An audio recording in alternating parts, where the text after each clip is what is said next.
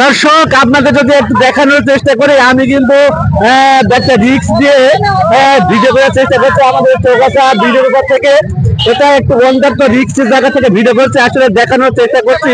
কেন করছি যে আসলে আপনাদের দেখানো উচিত, যেটা অন্যরকম ভিডিও নিয়ে আপনাদের সামনে একটা অলৌকিক ঘটনা নিয়ে আপনাদের সামনে হাজির হওয়া। মনে হচ্ছে বলু বাবা জেগে উঠেছে, আবার পীর বলু কবর থেকে উঠে এসেছে।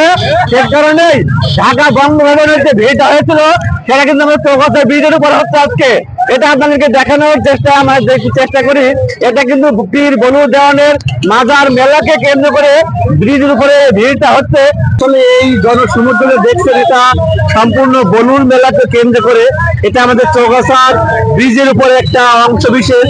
এই জনসমুদ্র যে কোথায় যে ঠেকেছে আসলে আমার জানা নেই, আসলে দেখে আপনাদের বুঝতে হবে, বোঝার চেষ্টা করুন। এই জনসমুদ্র যে কোথায় যে লেগেছে, এটা বিকাল 3টা থেকে দেখছি এখানে জ্যাম লেগেছে। আমাকে দোকান থেকে বাইরে আসতে হলো, না আসার পারলাম, যেহেতু আমাদের এলাকার এটা আসলে এই মেলা দিনে দিনে যে রূপ ধারণ করছে, ভবিষ্যতে আরো ভয়ঙ্কর রূপ ধারণ করবে। সবাই এই মেলাটিকে সুস্থ বা ভালো করে রাখার দায়িত্ব নেবেন এবং ভালো করে পরিচালনা করার দায়িত্ব নেবেন। সবাই ভালো থাকবেন এবং সুস্থ থাকবেন, এবং এই ভিড় কন্ট্রোল করে অবশ্যই কিন্তু আগামীকালও মেলা বাড়াবেন। যেহেতু আজকের ভিড়টা হচ্ছে এই কারণেই যে সবকিছু ছুটির কারণে কিন্তু আপনার মনে হচ্ছে আগামীকালও কিন্তু একটা সরকারি ছুটি বন্ধের দিন। কালকেও কিন্তু এই ভিড় হবে।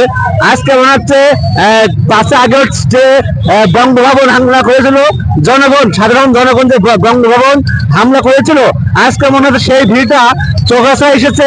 আমাদের যশোর জেলার চৌগাছা থানায় বঙ্গভবনের যে ভিড়টা, সেই ভিড়টা কিন্তু আমি দেখতে পাচ্ছি চৌগাছা এসেছে আজকে। এই জনসমুদ্রে যে কোথায় ঠেকেছে আসলে আমার জানা নেই। দেখুন, মানুষ দলে দলে যাচ্ছে, যে কোথায় যাবে এরা, কোথায় ঠেকেছে, কোথায় যাবে নিজেরা জানে না আজকে। আসলে আমরা এক সময় শুনতাম যে পৃথিবীতে গজব নাজির হবে, ঘরে ঘরে গেলে হাত বসবে। সেটা কিন্তু এখন দেখে বোঝা যাচ্ছে প্রত্যেক ঘরে ঘরে মা বোন মেয়ে ছেলে কিন্তু এই মেলায় আছে।